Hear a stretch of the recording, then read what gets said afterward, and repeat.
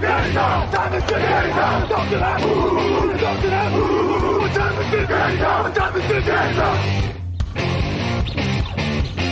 gun, Hulk left slot. Dixie left, T left. Mercedes, wide chip, Ricky. Beaver left, 75, Katie, Omaha. We're good.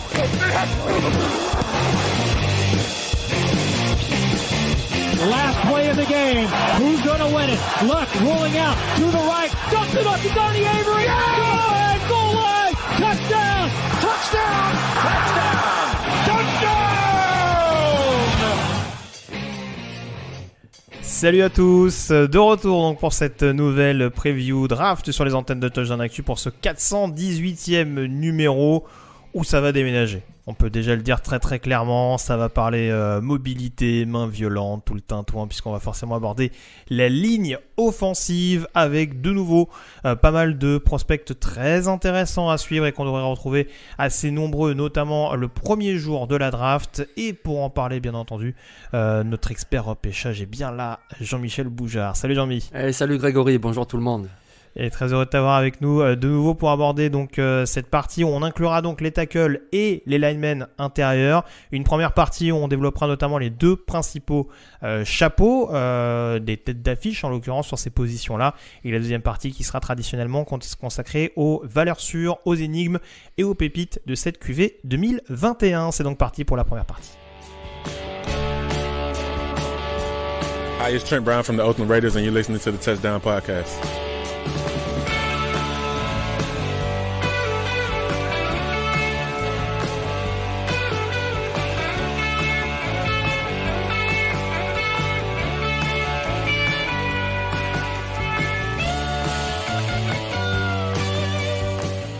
Avec donc pas mal de clients, notamment 3 joueurs que vous avez déjà retrouvés dans le podcast Top 15, auquel je vous invite à vous référer pour avoir plus de détails, notamment sur les 3 joueurs concernés dont on va parler. Il s'agit en l'occurrence de Penei Sewell, tackle d'Oregon, 1m98 pour 147 kg. Rashawn Slater, lineman offensif de Northwestern, 1m94 pour 143 kg. Et Christian Darrisaw, joueur de Virginia Tech, 1m98 pour 142 kg. Donc on l'a dit, on a détaillé un petit peu les différents profils, Jean-Mi, notamment lors du podcast lié au top 15. On avait également parlé dans un précédent podcast dans une chronique Tu préfères, pour comparer différents protagonistes. On va donc là encore te plonger dans la peau d'un GM. Tu commences à avoir l'habitude maintenant, tu vas bientôt pouvoir prendre la place de Mike Mayock. Oui, oh là là. Voilà. J'ai pas trouvé plus sobre comme comparaison, mais voilà, en tout cas savoir un petit peu selon les différents critères vers qui ton cœur penche. Et en l'occurrence il y a pas mal de clients, même si on le dit tout de suite, Penei Sewell c'est un peu comme Trevor Lawrence, il y a un petit phénomène, donc on va essayer d'énumérer ça rapidement. Alors si je te demande le profil le plus physique entre ces 3 hommes. Penei Sewell, c'est un monstre, Alors on va parler de ses aptitudes, sa mobilité, sa technique, etc. Mais déjà au niveau du gabarit, c'est un monstre. Je veux dire, si tu prends ses mensurations, son gabarit, et que tu regardes un petit peu les tackles qui sont en NFL, tu as du mal à trouver quelqu'un qui correspond. À part le rookie des Bucks, Tristan Wirfs, il n'y a personne. C'est-à-dire qu'il est grand, il est lourd, il est puissant, il a vraiment tout ce qu'il faut. Impressionnant. Ouais, très très très clairement. Bon, après, voilà, d'un point de vue purement gabarit, on voit que c'est celui qui pèse le plus lourd. Mais on a vu aussi que du côté d'Oregon, en effet, il y a un panel qui lui permet notamment, d'un point de vue physique et agressivité, d'être vraiment impressionnant. Le plus explosif, moi je dirais Slater parce que il est pas super rapide, etc. Mais alors lui, c'est vraiment avec ses mains violentes, tu vois, comme tu aimes bien le dire. Il t'explose le defensive lineman.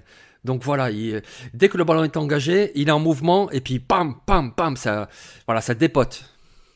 Ouais, c'est sûr. En effet, je rejoins tout ce que tu as dit. Je vais pas plus développer, mais de toute façon, on a 3 spécimens assez impressionnants en termes d'explosivité. Il faut rappeler que c'est 3 joueurs également. Alors, il y en a qu'un qui a joué en 2020, puisqu'en l'occurrence, Penei Sewell et Rashawn Slater, on le rappelle, se sont mis en retrait par rapport à la Covid. Il n'y a que Christian Darrisaw qui a joué à Virginia Tech, mais en l'occurrence, c'est 3 joueurs qui ont principalement évolué dans des attaques. Alors, Sewell, c'est un peu moins marqué. Oregon, c'est beaucoup plus orienté, je trouve, sur le jeu au sol cette année, en 2020. Mais ils avaient quand même pas mal d'armes dans le domaine offensif, dans le backfield offensif en 2019 quand Sewell y était. Donc c'est des joueurs qui, en tout cas sur le jeu au sol et sur la capacité à être en mouvement, sont extrêmement dangereux. Et franchement, il n'y a pas une différence vraiment monstrueuse entre les trois profils, même si je te rejoins. Rashawn Slater du côté de Northwestern, c'est plus à démontrer que les linemen des Wildcats sont assez performants dans ce registre-là. D'un point de vue technique, qui te rassure le plus? Penei Sewell, même s'il a encore du développement à faire, surtout que voilà, il a raté cette saison, ça lui aurait fait du bien de jouer encore cette année. Mais quand même, techniquement, c'est celui qui me rassure le plus, c'est celui qui me paraît le plus complet à tous les niveaux. Que ce soit au niveau de l'équilibre du corps, que ce soit, tu sais, l'axe entre les épaules, les hanches et les pieds. Enfin, il est vraiment très équilibré au niveau de sa technique. Je vais pas dire irréprochable, ça sera un rookie, il aura des progrès à faire, mais c'est celui-là qui me rassure le plus. Oui, c'est ça. Et encore une fois, j'insiste dessus, mais en ratant cette dernière année universitaire, en choisissant en tout cas de rater cette dernière année universitaire, c'est un joueur qui a été dominateur très jeune, hein, et qui du coup déjà a pu s'appuyer sur une base de travail extrêmement importante, et c'est ce qui fait qu'aujourd'hui, même s'il y a forcément cette année en moins, compose avec beaucoup d'armes à sa disposition, dont en effet le domaine technique, où il y a des choses qui peuvent être rectifiables, mais c'est le cas de tous ceux qui se présentent à cette classe, en tout cas sur la position. Mais lui, en tout cas, il y a peut-être plus d'acquis très clairement dans ce registre-là. On passe à la mobilité. Alors la mobilité qu'on a découpée en deux, enfin me concernant en tout cas. La mobilité latérale, notamment sur la question du pass pro. Qui te rassure dans ce domaine-là pour, si je peux parler ainsi, être le plus à même de jouer à gauche? Moi, je dirais Christian Darisso. C'est celui qui me paraît le plus mobile. C'est celui-là que j'aime le plus en tant que protecteur, donc en tant que left tackle, celui-là qui protège le côté aveugle. Puisque côté aveugle, on va le dire en deux mots, c'est la plupart des quarterbacks sont droitiers, même la grande majorité sont droitiers, donc du coup, lorsqu'il reçoit le ballon, il a tendance à tourner ses épaules vers la droite, et donc moins voir ce qui arrive de son côté gauche. C'est pour ça qu'on parle de côté aveugle. Et donc avoir un Christian Darisso sur ton côté aveugle, c'est-à-dire sur ta gauche, c'est vraiment une assurance que le pass rusher qui arrivera de ce côté-là sera bien bloqué, parce qu'il est grand, parce qu'il est agile. Dans un précédent podcast, je parlais de Dancing Bear, c'est-à-dire il est bâti comme un ours, mais il a des pieds très légers. Voilà, mobilité, Christian Darisso. Et alors justement, sur la mobilité, on va dire pour l'aptitude à monter sur le deuxième rideau, qui est devenu vraiment prépondérable, notamment sur le jeu au sol, vers qui va ta préférence? Les trois le font très bien, mais je vais te dire aussi Christian Darisso. Pourquoi? Parce qu'il vient de Virginia Tech. La semaine dernière, on parlait du coureur Khalil Herbert. Virginia Tech, c'est ça. Tu vois, j'ai checké un peu leurs stats là en 2020. En fait, en moyenne par match, ils ont tenté 23 passes et 43 courses. Donc voilà, ça te donne le ton, quoi. C'est une équipe qui courait beaucoup. Et Christian Darisso, pour courir, il n'y avait aucun problème. C'est-à-dire au niveau de la ligne d'engagement, quand il fallait être solide, ou alors au niveau du décrochement. Pas de problème avec Christian Darisso. Il décroche sur le second rideau, il va te tamponner un linebacker, lui faire un pancake, et c'est parti pour la course. Sur de la zone, c'est sûr que Darisso, ça va être un profil rêvé. Et en plus, pour le coup, vu que tu vantais sa mobilité et contre la passe, et sur la protection de passe et sur le bloc à la course, faut quand même rappeler, ce qui est peut-être un petit peu plus à mettre à son crédit, je trouve, notamment sur la campagne 2020, il y a peut-être une adversité qui est plus à mettre à son crédit. En l'occurrence, que Sewell qui a rencontré des clients dans la Pac-12, mais de manière un peu moins importante. Et encore une fois, Slater, il y a beaucoup ce côté où il a maîtrisé notamment un Chase Young à Ohio State, mais c'est vrai qu'il y a peut-être moins de références également dans ce domaine-là, et Darisso dans la CC, il a vu quand même pas mal de diversité. Je pense que ne serait-ce à Miami ou Pittsburgh par exemple, qui sont deux programmes qui vont sortir pas mal de pass rushers lors de cette campagne. Donc voilà, ça reste un joueur qui a vu beaucoup de choses, et c'est aussi là-dessus qui rassure, même si comme tu le disais, il y avait c'était pas forcément un système offensif qui était toujours très équilibré, mais en tout cas il a rassuré dans pas mal de secteurs à ce niveau-là de par sa mobilité. Niveau caractère, leadership. Moi je dirais Penei Sewell. Parce que c'est quelqu'un qui est titulaire depuis qu'il est freshman. C'est quelqu'un qui a jamais fait de vague, au contraire dans un vestiaire. C'est un vrai leader. Sur le terrain, il répond toujours présent. Donc c'est pas que j'ai des doutes sur les autres, mais si j'en ressors un, c'est Penei Sewell. Ouais, c'est sa grosse maturité. Joueur qui est issu d'une famille notamment de joueurs. Je crois que c'est le frère aîné notamment. Il y a deux de ses petits frères qui jouent, dont l'un d'eux est à Oregon depuis peu. Et oui, il a ses deux oncles. J'ai un doute. Il y a ses deux oncles, notamment Sopoaga, un ancien lineman défensif des Niners qui sont passés en NFL. Donc voilà, il y a quand même un certain vécu, et très clairement, j'en parlais tout à l'heure, une maturité, le fait d'être aussi dominant dès l'âge de 19 ans, d'être placé côté aveugle dans une ligne offensive d'Oregon qui était déjà très performante à l'époque. En étant paradoxalement le plus jeune même de l'escouade, hein. C'est ça qui est assez bluffant. Donc ouais, je te rejoins en effet sur le côté vraiment figure de vestiaire. Je pense que ça peut être un joueur vraiment important, même si c'est peut-être pas celui qui va crier le plus fort. En tout cas, ça va très clairement être l'exemple à suivre pour tenter d'aller chercher la victoire. En termes de marge de progression. Marge de progression, c'est une bonne question. J'ai envie de dire que Darisso aussi, parce que c'est pas un inconnu, hein, on le connaît depuis 2 ans déjà, même 3, mais c'est vrai qu'il a explosé cette année. Donc du coup, s'il reste sur cette lancée, c'est peut-être lui qui a la plus grande marge de progression, moi je pense. Alors que Rashawn Slater, par exemple, il me donne l'impression d'être un joueur un peu plus abouti. Et je sais pas si avec ses limites de gabarit, il pourra aller vraiment plus haut. Alors il est déjà à un très bon niveau, hein. Et Penei Sewell, bon ben voilà, comme tu dis, depuis qu'il est freshman, il domine, donc il va bien entendu progresser. Mais si je prends la plus grande marge de progression, pour moi, ça serait Darisso. Alors c'est vrai que ce qui est assez intéressant, alors moi je t'avoue j'ai plus allé vers Slater dans le sens où il y a cette interrogation sur son poste préférentiel, hein, on l'a dit assez souvent. Est-ce que ce sera un meilleur tackle, est-ce que ce sera un meilleur garde, sachant qu'il y a beaucoup d'aspects qui pourront lui permettre de performer dans les 2 domaines, hein. C'est clairement un luxe de pouvoir utiliser un joueur, en tout cas je vais pas anticiper sur la question suivante, mais en tout cas c'est ce qui peut l'aider à être utilisé beaucoup plus vite et beaucoup plus souvent. Mais c'est vrai que paradoxalement Slater, je prenais l'exemple de Sewell qui avait joué sur une grosse ligne à Oregon, Darisso était sur une grosse ligne également à Virginia Tech, et très clairement Slater, sans faire injure à la O-line de Northwestern qui était bonne, c'était vraiment le point majeur je trouve des Wildcats, notamment quand il y était. Et c'est là en effet où d'un côté il y a une marge de progression et de l'autre côté où on se dit il y a quand même des sérieux acquis au-delà de la question de où est-ce qu'il va vraiment être capable de donner sa pleine mesure à l'échelon supérieur. Oui, c'est clair. Après, moi je le vois bien rester tackle quand même, Slater en NFL, mais c'est vrai que le plus gros doute, c'est pas tellement son manque de taille, mais c'est un petit peu son manque de bras à la limite, tu vois, d'allonge. Alors c'est pas un T-Rex, hein, on va pas abuser non plus, mais c'est vrai qu'il a les bras un petit peu courts et ça, pour rester vraiment à l'extérieur en NFL, ben ça pose question, c'est à voir. Après, il compense aussi par son jeu physique, mais voilà, il y a cette limite-là. Très clairement. Ton titulaire le plus probable en Day One ? Penei Sewell. Oui, ça me paraît pas mal aussi. Ouais. Du coup, pour toi, tu vois les 3 candidats potentiellement dès la première année côté gauche ? La seule restriction, voilà, ça serait Rashawn Slater. Parce que justement, c'est au niveau de la longe en fait. Parce que bon, la mobilité il a, la puissance il a, il est nasty, il va au contact, il est très physique. Donc ça peut très bien, il me faisait penser à Dwayne Brown par exemple, tu vois, ce joueur vraiment dur au mal. Mais cette limite physique fait que il faudra voir. Je pense qu'il sera titulaire Day One, mais est-ce qu'il sera vraiment sur l'extérieur? Ça, j'en suis moins sûr. Alors que pour les 2 autres, j'ai aucun doute. Ils seront titulaires en tackle.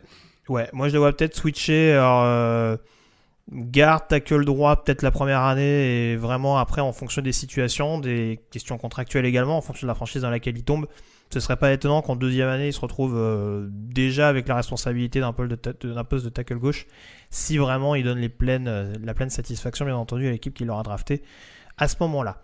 On a fait le tour sur ce premier chapeau, on va aborder dès à présent un 2e chapeau assez fourni puisque encore une fois il y a pas mal de clients, en l'occurrence on a 3 tackles purs et 3 linemen intérieurs, ou en tout cas on va y revenir tout de suite parce qu'il y a un profil clairement hybride dont on a parlé tout de suite. Elijah Vera-Tucker, lineman de USC, 1m95 pour 136 kg, joueur qui a principalement joué garde au début de sa carrière universitaire du côté de USC, qui était prioritairement, même quasi exclusivement, tackle gauche cette année chez les Trojans avec le succès qu'on sait, puisqu'il a fait une excellente campagne.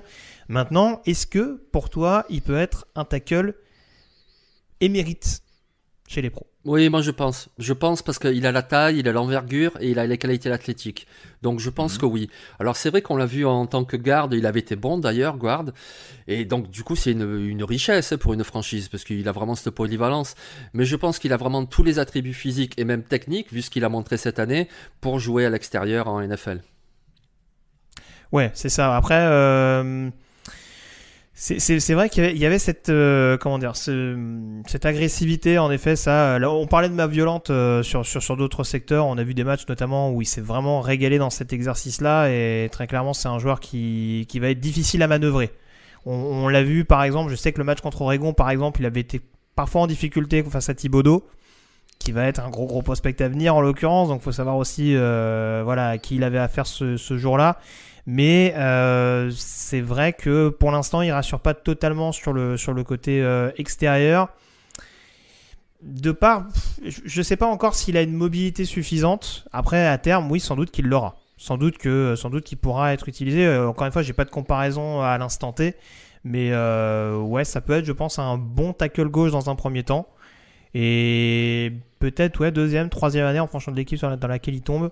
Ce serait pas étonnant qu'on tente le pari. En tout cas, il y a eu des belles promesses de ce qu'on en a aperçu en 2020 très très clairement. C'est pas typiquement le garde qu'on a mis tackle gauche une année parce que c'était le meilleur joueur de l'escouade. C'est aussi parce que c'est un joueur qui sait se montrer dominant et qui sait se faire respecter quand il faut protéger côté aveugle. Donc voilà, il y a des bonnes bases et très clairement ça va être un profil intéressant à surveiller. Ta projection en l'occurrence, on n'a pas parlé des 3 premiers qui sont quasiment sûrs d'être au premier tour à mon sens. Vera Tucker, ce serait compliqué qu'il descende en dessous également. Oui, moi je pense aussi qu'il est au premier tour, tu vois. Ouais. Moi, une comparaison, j'en ai une qui me plaît pas trop mal, c'est John Dawkins des Bills. Oui. Voilà, parce que lui aussi, on avait les doutes quand il est sorti d'université. Est-ce qu'il va rester guard? Est-ce qu'il va jouer tackle? Et puis finalement, non, tu vois. C'est 2 joueurs avec des qualités athlétiques, avec de l'envergure. Et alors, Elijah Vera Tucker, il a fait qu'une saison de tackle. C'est pour ça aussi qu'on a un petit peu des doutes. Mais je pense qu'il a vraiment tout ce qu'il faut pour rester à l'extérieur. Oui, non, très clairement, je te rejoins, c'est une comparaison qui me paraît judicieuse. Et donc premier tour, ouais, pardon. Oui, premier tour également pour moi. Le contraire m'étonnerait. Il y a trop de facultés physiques et athlétiques cumulées pour faire qu'une équipe NFL va se dire « Oh, je peux attendre le vendredi ». J'ai des gros doutes là-dessus. Deuxième joueur, profil extrêmement atypique également, qui lui pour le coup est tackle, mais qui a joué exclusivement à droite, en l'occurrence du côté d'Oklahoma State. Teven Jenkins, 2m01, 143 kg. Alors, il est beaucoup caricaturé parce que il a la tête du nerd de la classe. Mais en attendant, c'est un joueur extrêmement agressif et dont on commence à avoir de moins en moins de doutes sur son aptitude à jouer, pour le coup, côté aveugle en NFL. Ouais. Alors, lui, c'est un nerd qu'il ne faut pas trop chercher, quoi. Hein, parce que, oui. Tu copies pas toujours sur lui. Ouais. Parce qu'il t'en met une, c'est bon, laisse tomber. Très très physique, très imposant, très solide, très fiable comme joueur. Alors c'est vrai que la seule restriction, c'est qu'il a joué tackle droit tout le temps. Alors c'est très bien, hein. Mais changer de côté, c'est pas toujours aussi évident qu'on le dit. Ça se fait pas en claquement de doigts de changer ses habitudes de jambes d'appui, de façon de sens de quand tu recules, etc. Mais il a cette capacité-là. Moi j'aime beaucoup ce tackle. Vraiment, c'est un nom dont on parle finalement assez peu, Teven Jenkins, mais vraiment je serais pas surpris qu'il parte au premier tour. Oui, c'est ça. Je pense que pour vraiment évoluer côté aveugle, il y a peut-être une technique à perfectionner, notamment la technique du bas du corps. Il y en a beaucoup qui lui ont reproché. Alors, moi, ça m'a pas autant sauté aux yeux, mais en tout cas, c'est quelque chose qui lui a été reproché. C'est vrai que face à Oklahoma State, on n'avait pas forcément l'habitude de rusher énormément. On va pas revenir sur les défenses de Big 12. On sait que c'est pas les meilleures, très clairement, des principales conférences universitaires. Mais en tout cas, voilà, a priori, certains jugent qu'il n'a pas forcément eu l'adversité suffisante, en tout cas sur une base régulière, ce qui peut s'entendre, mais en tout cas, voilà, de l'échantillon qu'on a eu côté droit, je ne sais pas si la comparaison est juste en l'occurrence, mais c'est vrai que ça peut très bien être un Jedrick Wills, par exemple, qui a joué quasiment exclusivement tackle droit à Alabama, et qui, en tant que tackle gauche cette année du côté de Cleveland, a clairement pas déçu. Ah oui, c'est clair. Ouais, tout à fait. Ouais. Bon, j'avais Wills quand même au-dessus. Hein. C'était mon tackle numéro 1 l'année dernière. Mais oui, au niveau du profil, oui, tout à fait. Voilà. Parce qu'on reste quand même dans une attaque très axée sur le jeu aérien aussi. Ouais. Donc voilà, après c'est sûr que le jeu d'Alabama et le jeu d'Oklahoma State ne sont pas exactement similaires. Et que Teven Jenkins a l'air un peu plus brut en sortant de Stillwater que ce que pouvait être Jedrick Wills du côté de Tuscaloosa. On parlait de tackle de la Big 12, on enchaîne dès à présent avec Samuel Cosmi, 2m04 et 136 kg, le tackle de Texas. Ça s'indique un peu avec les mensurations, mais un joueur extrêmement longiligne et extrêmement athlétique. Oui, c'est ça. Et donc du coup, les très fluides, les très bonnes protections, c'est vraiment un tackle gauche, quoi. Parce que vraiment, il a cette mobilité pour faire le miroir avec les pass rushers. En plus, il a beaucoup d'expérience. Je crois qu'il a 34 ou 35 matchs avec Texas. Il a vu beaucoup de choses. Après, voilà, le revers de la médaille de son physique, c'est que justement, comme il est grand, il a parfois du mal à jouer bas sur ses appuis, à être costaud dans le duel, mais niveau protection, c'est un très très bon tackle. Ouais, je sais pas si ça aussi ce sera une bonne comparaison, mais il me fait un peu penser à un Anthony Castonzo, par exemple, en sortie de Boston College. Clairement pas le tackle gauche le plus glamour, le plus sexy, celui sur qui tout le monde va avoir les yeux, mais en tout cas un joueur qui est toujours performant, qui est toujours au rendez-vous, et Samuel Cosmi en tout cas a cette faculté, et c'est ce qui en fait très très clairement un potentiel premier tour. Je t'ai pas posé la question pour Jenkins, du coup, pour Jenkins et Cosmi, ce serait quoi ta projection ? Ben, moi je les vois aussi au premier tour, hein. Ils ont vraiment ce niveau-là, hein. On rappelle généralement, alors on peut le dire, hein, c'est souvent évoqué lors de la draft. En fin de premier tour, on va souvent vers un choix un peu sûr, surtout si on a des besoins sur l'extérieur de la ligne.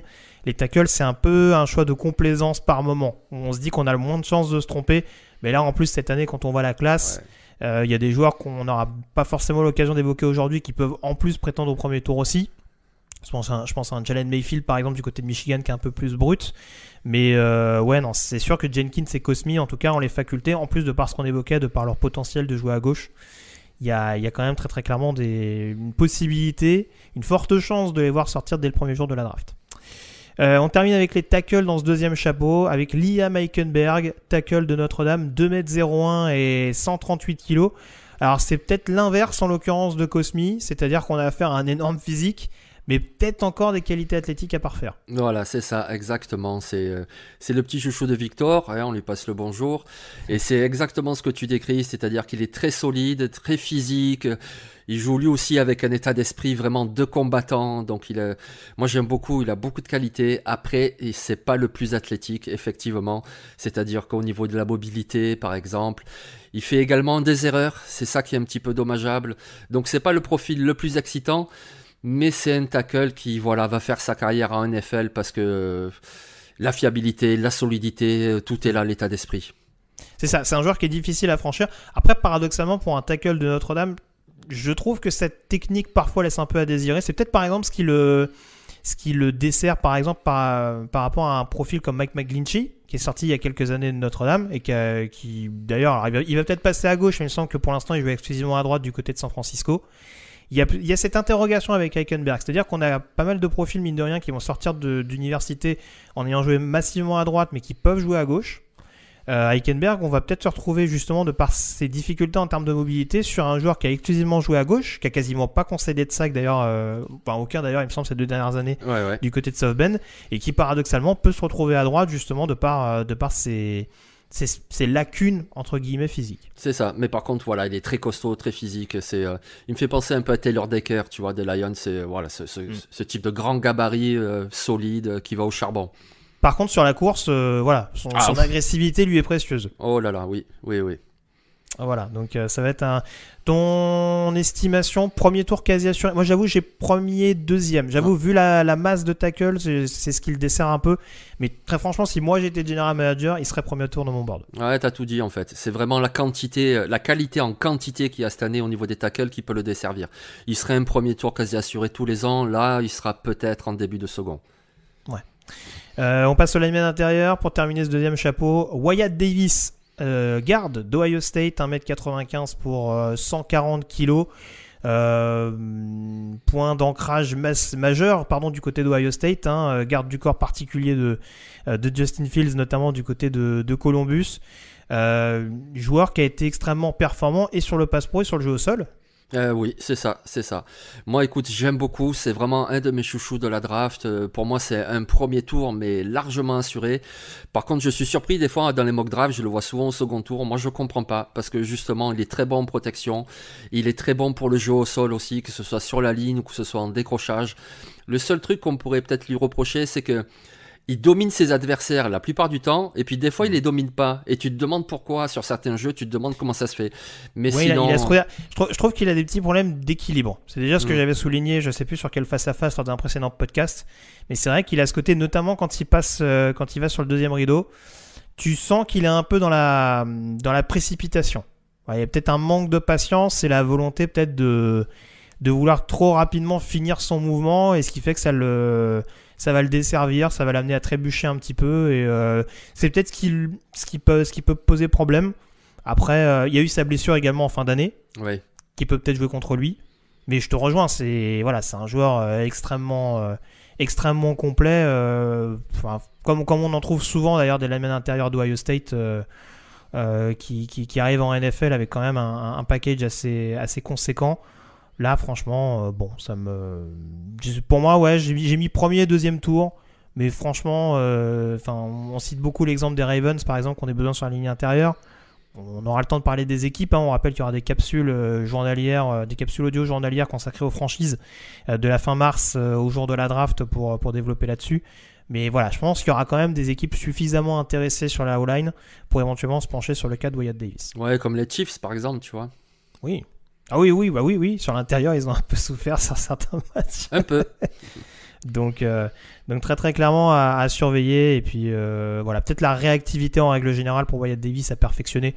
Mais bon, voilà, c'est sûr que quand on sort d'un contexte d'Ohio State où on est très souvent dominateur, c'est souvent amplifié, on dira, les quelques fois où on va avoir ces fameux trous d'air que tu évoquais tout à l'heure, ces petites inhabitudes qu'on peut voir.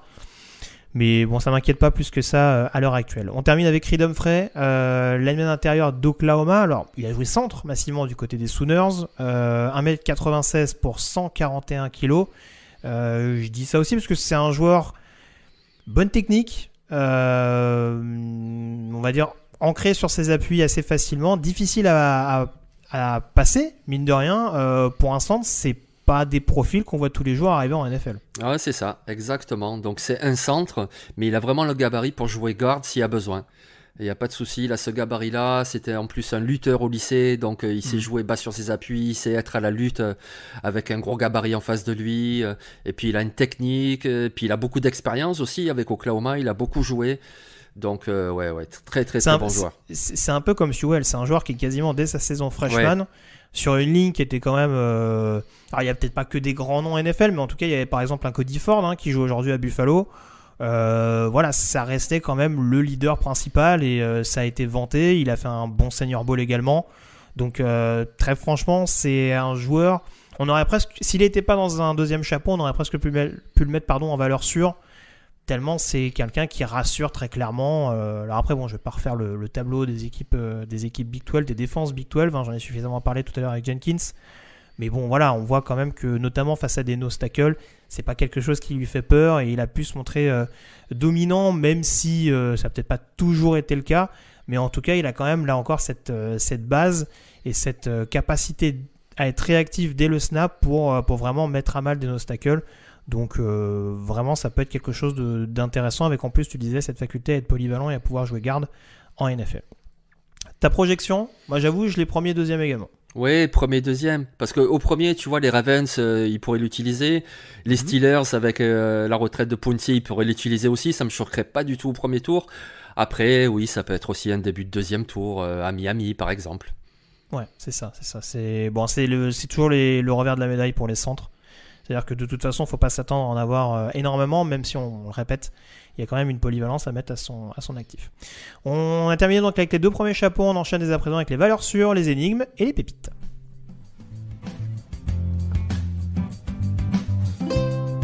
Salut, c'est Laurent du Journée Tardif en direct de Miami et vous écoutez Touchdown Actu.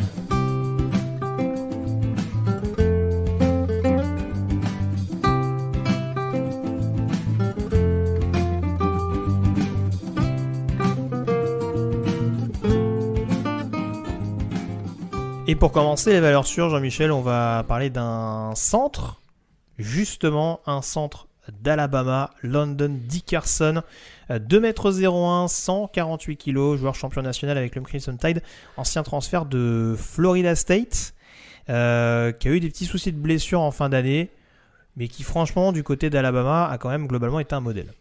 Moi, j'aime beaucoup London Dickerson. Voilà, j'aime beaucoup. Pourquoi j'aime beaucoup? Parce qu'il est très costaud. C'est vraiment un gros gabarit sur la ligne. En plus, c'est un leader, mais vraiment le leader de vestiaire. On va me dire que j'y étais pas dans le vestiaire, mais il y a des images qui ne trompent pas. Tu vois, il était blessé pour la finale universitaire. Son entraîneur, Nick Saban, le fait rentrer tout à la fin pour jouer le dernier snap, histoire de dire voilà, tu es notre leader, tu vas rentrer, tu vas faire un jeu. Tous ses coéquipiers lui sont tombés dessus, l'ont félicité. Enfin, c'était vraiment le leader. Donc, il est costaud, c'est un leader. Pour moi, il a tout d'un premier tour de la draft. Le souci, c'est, tu parlais de ses blessures, t'as parlé de la blessure 2020. Le problème, c'est qu'il a été blessé, mais depuis 4 ans, il est blessé. Il a tout le temps une blessure. C'est ça le problème de Landon Dickerson. Parce qu'en plus, j'ai pas non plus dit qu'il est polyvalent. Il a joué tous les postes. Il a joué guard, il a joué centre, il a joué tackle. C'est vraiment un monstre, ce joueur. Mais il a un problème de blessure. C'est récurrent. C'est le problème. Alors, encore une fois, le but du jeu, c'est pas de comparer les deux hommes. Mais c'est vrai qu'on est un peu dans une situation pré-draft un peu similaire à celle de Billy Price d'Ohio State il y a quelques années, qui avait eu un peu qui était hyper dominateur du côté d'Ohio State. Encore une fois, je ne compare pas les deux bonhommes. Je préfère ce que j'ai vu de Dickerson sur sa période à Alabama que ce que j'avais vu de Billy Price à Ohio State dans deux systèmes qui étaient diamétralement différents à mon sens.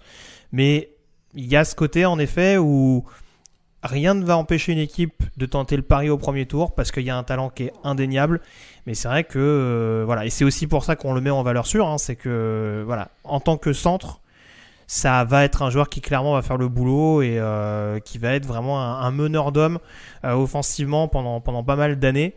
Mais bon, c'est difficile d'occulter très clairement l'état de santé du bonhomme, ça c'est sûr. Surtout que c'est une déchirure des ligaments croisés, il me semble, qu'il a eu. Et il a eu un peu tout, quoi, depuis 4 ans. Oui, Et ouais, c'est le problème, quoi. Mais en tout cas, encore une fois, que ce soit à Florida State ou à Alabama, il a quand même toujours donné satisfaction. Donc, ça paraissait compliqué de pas le mettre dans les valeurs sûres, en l'occurrence. Premier, deuxième tour en termes de projection quand même. Ouais, si une équipe vraiment le veut, il peut le prendre au premier tour. Il a le talent pour, mais je penserais... C'est ça qui est paradoxal encore une fois, parce qu'on va sûrement me reprocher, me dire que Rondale Moore par exemple, qui avait des soucis de blessure, je l'avais plutôt mis dans les énigmes. Là en l'occurrence, il y a plus d'énigmes à mon sens à mettre éventuellement dans les linemen. Mais c'est vrai que Rondale Moore, pour le coup, j'ai du mal à en faire un premier. Landon Dickerson, je trouve qu'il y a quand même suffisamment le bagage pour vraiment en faire un premier tour, ne serait-ce que le bagage physique et athlétique, alors que Rondale Moore par exemple, on évoquait un physique qui peut parfois le desservir, surtout par ses problèmes de blessure.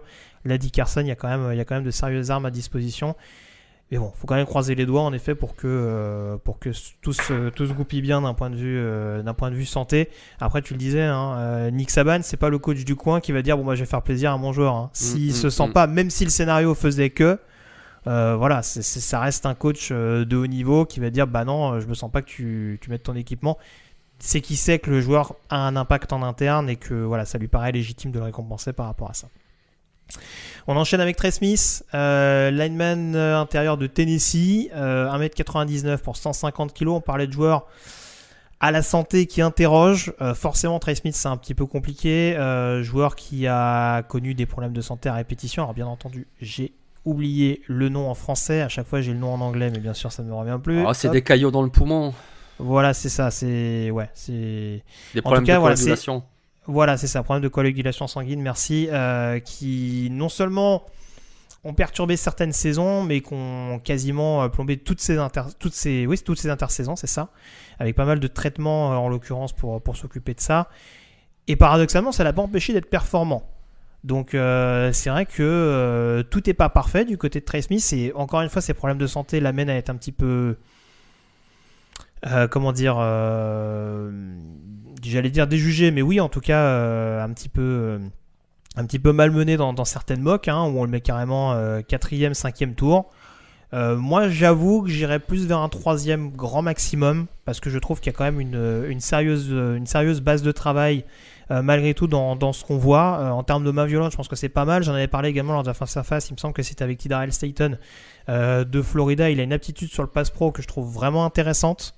Donc très franchement, en tant que garde gauche, ça me paraît vraiment être un profil sûr dans un premier temps. Après encore une fois, faut espérer bien entendu que ces soucis de santé s'atténuent au fur et à mesure.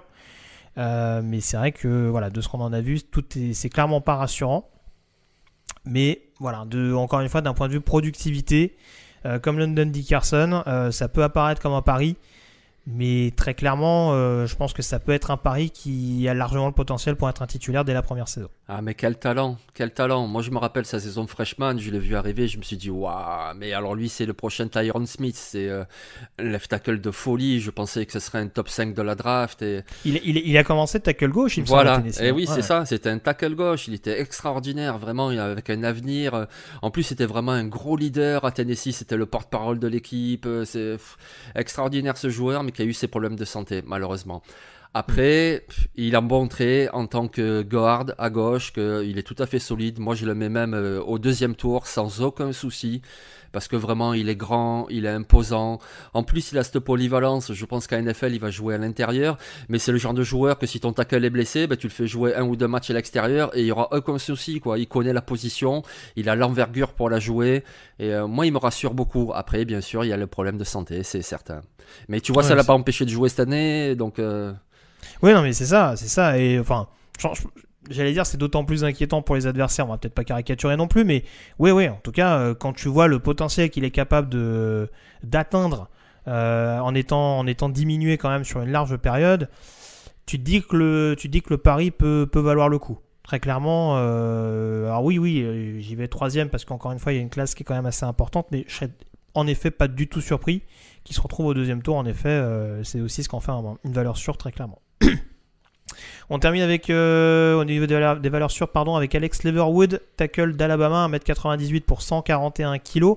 Joueur qui a été baladé un petit peu partout sur la O-line d'Alabama ces dernières années. Où est-ce que tu le vois clairement évoluer? Moi, j'avoue que j'en ai fait une valeur sûre, plutôt en tant que tackle droit. Ben pareil, exactement pareil. Alors c'est vrai, il y a des discussions pour le mettre un petit peu en garde parce que c'est pas le plus mobile. Alors il est pas hyper lent non plus, mais c'est pas le plus mobile. Contre des pass rushers un peu rapides, il est parfois en difficulté. Mais par contre, il a des longs bras, il est très puissant pour le jeu au sol. Moi je le vois bien rester en tackle droit, il n'y a pas de problème. Il me fait penser un peu à Morgan Moses, tu vois, de Washington, ce genre de joueur grand, long bras, costaud, solide, qui est pas le plus rapide, mais par contre, voilà, il est là, il tient bien sa place. Et puis, il a beaucoup d'expérience. Comme tu dis, il a joué tackle droit, tackle gauche, il a joué garde droit. En plus, c'était pas n'importe où, c'était quand même Alabama. Donc, il a affronté pendant 4 ans que des pass rushers, que ce soit à l'intérieur ou à l'extérieur, qui sont de très bonne qualité. Il a toujours tenu sa place. Je crois qu'il a concédé 2 sacks cette année, il me semble. Il a été nommé All-American, première équipe. Joueur très solide, très fiable. Oui, c'est ça. Et puis, encore une fois, sur le jeu au sol, ça va être un joueur mais éminemment précieux. Très clairement, c'était un des pions essentiels pour Najee Harris, notamment du côté de Bama, même si Najee Harris savait faire énormément de choses. Très clairement, sur le jeu au sol, c'était souvent le joueur qui était suivi. Alors après, c'est vrai que encore une fois, je parlais de joueurs un petit peu désordonnés des fois. Tu sens qu'il est, en termes de réactivité, il peut des fois poser un peu question. Mais franchement, c'est un joueur qui, depuis sa campagne freshman, il est titulaire du côté de Bama. Il a joué à peu près partout. Donc très franchement, en termes de valeur sûre de joueur que tu peux utiliser dans beaucoup de domaines, je pense que ça peut être un joueur éminemment précieux. Et je le répète encore plus, en tant que tackle droit, la classe m'amène à penser qu'il sera au pire un début de deuxième tour. Je pense au mieux une fin de premier. Là encore une fois, tout dépend des affinités des franchises. Mais ouais, le voir descendre en dessous de la première moitié du deuxième tour, je serais quand même assez surpris. Ouais, je te rejoins. Ouais. Moi, je le vois plus comme un deuxième tour, mais oui, première partie de deuxième tour. On passe aux énigmes à présent. Mine de rien, on en a évoqué quelques-uns, mais c'est dire qu'il y a une classe quand même qui pose un petit peu question. On s'intéresse notamment à Dylan Radunz. 2 mètres, 138 kg, tackle gauche du côté de North Dakota State, donc garde du corps particulier d'un certain Trey Lance. Lui aussi, point d'interrogation, est-ce que tu le mets énigme pour les mêmes raisons? Oui, pour plusieurs raisons en fait. C'est-à-dire, alors on va commencer par ça, par ses moins à la limite. C'est-à-dire que l'opposition, forcément, le niveau FCS. Ensuite, c'est un joueur qui est un petit peu nouveau à la position parce qu'il est arrivé à North Dakota State comme un D-line. Il voulait en faire un D-line, le gars. Ensuite, il a raté 2 saisons. 2017, il était blessé. 2020, la FCS a renoncé à la saison. Donc, du coup, il manque quand même un petit peu d'expérience. Et puis après, son gabarit, il est un petit peu léger. Alors, c'est pas rédhibitoire. D'ailleurs, entre sa saison freshman et là, cette saison, là, je crois qu'il est redshirt junior. Il a pris du poids, mais ça manque encore un petit peu. Mais c'est pas rédhibitoire. C'est un peu comme un Brian O'Neill des Vikings, tu vois. Mais par contre, alors, on va parler de ses plus. C'est qu'il est très athlétique. Il a un jeu de pied phénoménal, une grosse mobilité. Et puis en plus, voilà, vu l'équipe, l'attaque de North Dakota State, il est bon en protection et il est aussi bon pour le jeu de course. Et on l'a encore vu là au Senior Bowl. Donc il sait tout faire. Après, voilà, c'est un peu une énigme, nouveau à la position et à développer. Oui, c'est ça. C'est-à-dire que si on cherche un tackle gauche établi, c'est peut-être pas celui, en tout cas à court terme, sur lequel il faudra miser. Là encore, il va être très, très clairement desservi par rapport à ça. Et c'est vrai que en tant que tackle droit dans un premier temps, là aussi ça peut être un profil intéressant, même si tu le disais, il y a une mobilité qui peut lui permettre à terme d'être relocalisé de l'autre côté. Mais c'est vrai en effet que dans un système à North Dakota State qui était quand même massivement orienté sur le jeu au sol, il n'y a rien qui permet de totalement rassurer sur son aptitude à être vraiment efficace en 1 contre 1 sur le pass pro. Donc c'est aussi ce qui en fait une énigme par rapport à bien d'autres et en effet il est quoi à tes yeux, 2e tour peut-être à l'heure actuelle? Ah oui, c'est une énigme, mais c'est 2e tour. C'est un solide 2e tour. Peut-être fin 2e tour grand maximum vu le contingent, mais donc à surveiller de près. Alors moi je vais parler de James Hudson, tackle de Cincinnati, 1m95 pour 137 kg. Lineman offensif qui a été important, notamment dans la belle saison des Bearcats cette année. Cincinnati qui était pas très très loin des playoffs en l'occurrence, même si on sait qu'il joue dans une conférence un petit peu desservie par rapport à ça. Mais en tout cas, des bons atouts pour James Hudson notamment. Il y a une bonne mobilité, très clairement à mettre à son crédit. On va dire qu'il y a quand même cet alliage d'agressivité et de mobilité qui forcément laisse à penser que avec un meilleur dosage, on va dire, en NFL, ça peut être un joueur extrêmement intéressant. Moi, ce qui me perturbe énormément avec James Hudson, on parlait de trous d'air tout à l'heure avec je sais plus trop qui, c'est un peu les trous d'air mentaux, moi, qui m'inquiètent avec James Hudson. C'est-à-dire que il y a ce côté, sur un jeu, il peut perdre pied totalement. Et j'avoue, on l'a vu, alors je me rappelle notamment, alors encore une fois je vais pas résumer sa prestation universitaire à ce match-là, je me rappelle du match à Georgia notamment où il prend un flag absolument stupide sur un casque, c'est pas un casque en avant mais en tout cas ça en était pas loin. Il y a d'autres rencontres en effet où je l'ai senti un petit peu s'éteindre en fonction des séquences. Là très clairement on est dans le profil brut. Et là c'est pareil, le coaching staff va avoir son rôle très clairement pour vraiment savoir si est-ce qu'il sera meilleur à gauche qu'à droite? Pour moi, je le vois plus démarrer à droite dans un premier temps. On a vu du côté de Cincinnati, le jeu au sol a vraiment contribué, enfin a vraiment été efficace, notamment dans son sillage. Mais ouais, on va dire que c'est un joueur vraiment à savoir contenir. Pas d'un point de vue caractère hors terrain, mais vraiment sur le terrain, peut-être contenir cet excès d'enthousiasme qu'il a tendance à montrer et qui, moi, peut avoir tendance à m'inquiéter un peu. Ouais, c'est ça, t'as parlé d'agressivité. De suite, j'ai pensé à ce match-là contre Georgia où il pète un peu les plombs n'importe comment. Ouais. Et je te rejoins, moi je le vois bien tackle droit parce que je le trouve très bon pour la course, il est très solide. Pour le jeu au sol, moi je le vois bien à droite. Et puis c'est un joueur il me semble, il a été titulaire que cette année en fait. Donc il y a pas mal de développement à faire. Donc c'est un pari à prendre, c'est pour ça aussi que c'est une énigme, mais il y a du potentiel, un pari à prendre, quelqu'un à développer et ça peut donner un bon joueur, solide joueur. Oui, non, très clairement. Après, voilà, il y a beaucoup d'outils à disposition, mais voilà, après, faut ranger ça par compartiment. Oui, faut essayer faut avoir un bon coach, notamment de O-line pour gérer ça. Tu veux nous parler également, pour finir avec les énigmes, Jean-Mi, d'un profil atypique du buzz du Senior Bowl, n'ayant pas peur des mots, Cole Miners, lineman intérieur centre de Wisconsin, c'est quoi Whitewater, pardon. Ouais, l'eau blanche, n'importe quoi. Oui, l'eau blanche, la fameuse eau blanche de Wisconsin. Oui. Donc équipe de 3e division en l'occurrence. Alors on sait qu'il a 1m92 pour 145 kg. Donc ça reste quand même un beau bébé, même si je t'avais dit en off, il est un peu tassé par rapport à d'autres. Mais bon, encore une fois, il n'y a pas besoin de faire 2,5 m sur chaque position non plus. Mais ouais, en tout cas, joueur qui avait pas mal bluffé, notamment aux entraînements du Senior Bowl.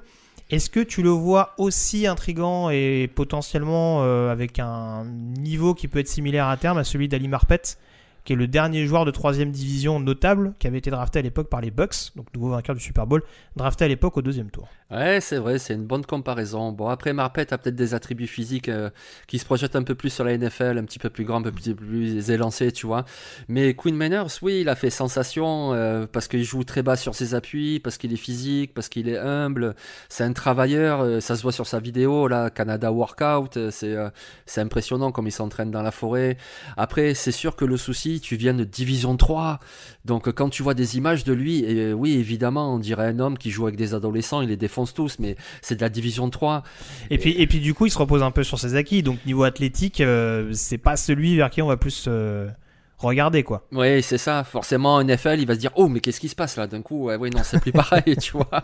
Donc, l'énigme, en fait, elle est là. Hein. C'est par rapport à qu'est-ce qu'il va pouvoir faire face à une autre opposition. Alors, on l'a vu au Senior Bowl. Évidemment, c'est quand même une indication, mais ça reste quand même que de l'entraînement.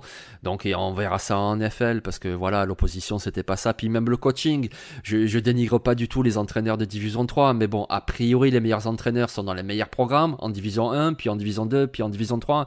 Donc là aussi, en termes techniques, etc., il y a beaucoup de développement à faire. Mais c'est un joueur très intéressant. C'est quelqu'un de précieux, à mon avis, à avoir dans un roster.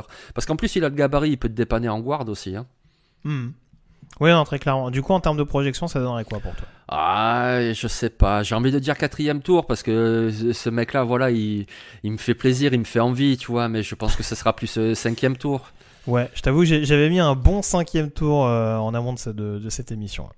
Mais oui, non, pourquoi pas. Hein. Après, c'est sûr que oui, il a peut-être pas les compétences athlétiques que pouvait avoir un Ali Marpet, qui vraiment avait beaucoup rassuré dans ce domaine-là, avec les mêmes inquiétudes à l'époque sur le niveau d'opposition. On a vu qu'il a rassuré depuis. Mais ouais, du côté le Quinn Meinerz, c'est vrai que voilà, on va dire pour les highlights aux entraînements en 1 contre 1, c'est un joueur qu'il n'est pas bon d'affronter. Après, en circonstances de match, il y a peut-être un petit peu autre chose. Il n'y aura pas que de la confrontation en 1 contre 1 à chaque fois. Et voilà, quand ça va blitzer ou ce genre de choses, ça peut être panique à bord. Ouais, exactement. Et un petit truc pour nos auditeurs, s'ils veulent le trouver sur YouTube, donc ça s'appelle Canada Workout. Et c'est pas Cole son prénom, c'est Quinn. Quinn Meinerz. Pour qu'ils le retrouvent, quoi, tu vois. Ah, j'ai dit Cole. Oh, ouais, c'est pas grave. Ouais, ok. Tu fais bien de rectifier, en effet. Donc voilà ce qu'on pouvait dire. Donc 5e tour, on a dit. J'ai pas te posé la question pour James Hudson. Moi, pour moi, il était plutôt 3e tour dans ces eaux-là. Ouais, c'est ce que je verrais aussi. Ouais. Peut-être une fin de 2e, c'est possible, mais je pense plutôt 3e tour. Très bien. On termine avec les pépites. Jean-Mi sur la ligne offensive. Et on commence par un autre joueur qui a marqué pas mal de points du côté de Mobile pour le Senior Bowl. Deontay Smith, 1m98 pour 133 kg. Joueur qui a été assez discret, notamment de par son programme. East Carolina, c'est pas forcément le programme le plus en vue au sein de la première division universitaire. Pourtant, il y a pas mal d'armes. Il y a un style offensif assez aérien. Et mine de rien, un profil qui peut à terme évoluer à gauche. Oui, mais moi je pense, ouais. Et puis tu vois, tout à l'heure on parlait du tyrannosaure Rashawn Slater, mais alors lui c'est vraiment l'inverse, il a des bras mais immenses, il peut se gratter les genoux sans se baisser, quoi. Et ça se projette bien à NFL aussi, parce que c'est comme pour un boxeur, il a vraiment l'avantage de la longe. Et en plus, il s'en sert très bien. C'est-à-dire qu'il a des mains actives. Dès qu'il a posé les mains sur le lineman, il le lâche plus et puis il le percute, quoi. Alors, en plus, il a une bonne mobilité, je trouve. Alors, j'allais venir sur les soucis. C'est peut-être des soucis de blessure, puisqu'il a eu lui aussi des blessures. Après, au niveau de gabarit, donc il est grand, il a des longs bras, mais il manque un petit peu de masse musculaire. Bon, ça, après, on s'en fait pas avec les programmes. On sait qu'ils trouveront une solution pour qu'il prenne du poids. Mais, et puis, bon, l'opposition aussi. Mais là aussi, il me fait penser à un joueur, tant avec ses caractéristiques au niveau du jeu, que finalement, de là où il vient, c'est Teron Armstead des Saints, qui lui aussi venait d'un programme pas très réputé, etc., mais qui finalement a trouvé sa place et fort bien en NFL. Et je pense qu'avec un bon coaching, Deontay Smith, ça peut le faire. Tout à fait. À quelle position dans la draft, j'entends? Moi je dirais 4e tour, il y a quand même un sacré potentiel et je pense qu'au 4e tour, il y a une équipe qui va miser sur lui. Je pense également, oui, c'est vrai que c'est un profil vraiment... là, pour le coup, certes, au Senior Bowl, il a marqué des points à l'entraînement, mais même en match, j'avais trouvé assez intéressant. Et c'est vrai que pour avoir revu après des tapes derrière, c'est vrai qu'encore une fois, voilà, c'est difficile à se figurer, c'est difficile à s'infliger les matchs de d'East Carolina. Ouais. Globalement, tout est pas rose en attaque, même si encore une fois, il y avait un bon combo QB receveur. Mais on voit que sur la ligne, quand même, c'est un joueur qui est assez difficile de franchir. Et je te rejoins en l'occurrence sur ce choix de Deontay Smith de l'East Carolina. Autre profil de celle de ambiance, on passe à Ben Cleveland, garde de Georgia, 2m01 pour 160 kg. La brutasse de cette classe, je pense qu'on peut le dire. C'est ça, exactement, c'est ça, voilà. Il est grand, il est costaud, il te met la main dessus, il te met au sol, et voilà. Et puis c'est une valeur sûre, parce que c'est le gars, il joue à Georgia depuis je sais pas combien d'années, on dirait que ça fait 10 ans qu'il est là, il est tout le temps là. C'est vraiment le joueur fiable. Alors c'est pas le plus athlétique non plus, mais il est tellement puissant. On aurait presque pu le mettre en valeur sûre, Ben Cleveland. Ouais. Très clairement. C'était ta suggestion initiale, hein, je le précise d'ailleurs. Mais ouais, non, c'est sûr que... On va dire que c'est un joueur qui forcément aura des restrictions en termes de système. C'est un joueur que tu vas avoir du mal à utiliser sur de la zone, par exemple, hein, très clairement. Mais voilà, dans un jeu massivement porté sur du jeu aérien, je pense que voilà, c'est un joueur qui va être très très difficile à bouger et qui est très très agressif dès le contact. Donc franchement, voilà, ça fait partie de ces joueurs. Les linemen de Georgia, ils font rarement du bruit. Mais voilà, je pense à un Solomon Kindley, par exemple, qui a atterri du côté de Miami de manière assez discrète et qui a fini titulaire. Donc vraiment, c'est des joueurs qui arrivent quand même à trouver un rythme de croisière assez rapidement et à s'imposer notamment sur le jeu au sol. Donc vraiment, Ben Cleveland, je te rejoins, ça aurait pu être une valeur sûre. Après, moi, c'est ce que je te disais en off, je le mettrais plus en pépite parce que je le vois peut-être pas aller au-dessus du 4e tour. Tu as sans doute un avis différent. Oui, c'est possible, parce que moi, je vois bien, tu vois, au niveau des choix compensatoires, après le 3e tour, Ouais. je le vois partir à partir de là, à partir du choix 100. Fin 3e. Ouais, toute fin de 3e, moi je pense, parce qu'il est tellement fiable que tu peux miser sur lui, voilà, tu n'auras pas un monstre, tu n'auras pas un All-Pro, mais tu sais que tu auras un starter. Ouais, mais tu auras un starter pendant 5, 6, 7 années, donc ça vaut le coup. Ouais, très clairement. Il faudrait qu'il te retrace par Minnesota, du coup, comme ça il jouera avec Ezra et puis on aura une ligne homonyme. Blague à part. Ou au Browns, mais. Oui, bah, ça c'est encore plus évident, on est d'accord. On est d'accord. On termine avec Sadarius Hutcherson, garde de South Carolina, 1m95 pour 145 kg. Beaucoup d'expérience à la disposition du lineman offensif des Gamecocks. Après, c'est peut-être un joueur qui a été assez polyvalent du côté de South Carolina, mais qui n'aura peut-être pas la même polyvalence en NFL. Non, je pense pas. Ouais, il a joué tackle, il a joué guard, mais je pense qu'il sera guard en NFL. Ouais. Il est puissant. Voilà, déjà, il est puissant pour le jeu de course, il est puissant. Il est athlétique, c'est un ancien Titan, donc il bouge bien aussi. Des petits problèmes d'équilibre, des petits problèmes en protection de passe aussi, c'est pour ça que je pense qu'il jouera à l'intérieur. Mais c'est typiquement le gars qui était bon comme tackle à l'université, mais qui jouera à l'intérieur en NFL, un petit peu comme un James Carpenter par exemple, tu vois, qui était tackle à Alabama, et puis qui a essayé en NFL, ça n'a pas marché, puis finalement recentré guard, ça marche plutôt pas mal. Voilà, c'est ce type-là de joueur qui est assez solide, il a un bagage technique, il a de l'expérience, comme tu dis, je crois qu'il a fait 5 saisons là, avec South Carolina. C'est un bon joueur. Ouais, c'est ça. Alors après, je discernais tout à l'heure la mobilité, on dirait latérale et le côté un petit peu décrocheur. Là, c'est sûr qu'il a cette aptitude malgré tout à décrocher.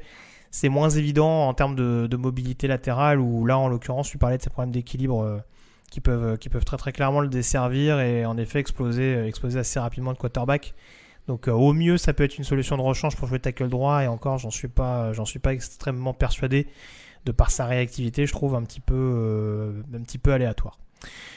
Du coup, tu m'as donné son tour ? Non, mais je pense que c'est à partir de la fin du 5e tour. Oui, je pense. À mon avis, un bon 5e tour aussi pour Sadarius Hutcherson, ça m'étonnerait pas. Voilà en tout cas ce qu'on pouvait dire. Encore une fois, sur une classe qui était assez profonde, très très clairement d'ailleurs. Pas mal de candidats au premier tour dans cette émission, notamment sur les postes de tackle. Merci en tout cas Jean-Michel d'avoir été en ma compagnie pour analyser cette classe de lineman intérieur et pour avoir parlé en ma compagnie des fameuses mains violentes, des futures mains violentes du dimanche soir. Merci également à Alain Maté pour la technique. Et puis quant à nous, on se retrouve dans quelques jours pour notamment aborder le chapitre défensif avec notamment le pass rush, le run stop, le backfield défensif, etc. Merci à tous et à la prochaine. Ciao. Ciao tout le monde.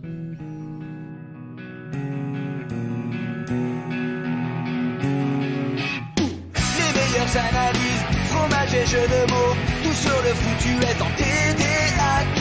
Le mardi, le jeudi, tel gâteau risotto, les meilleures recettes en TDAQ.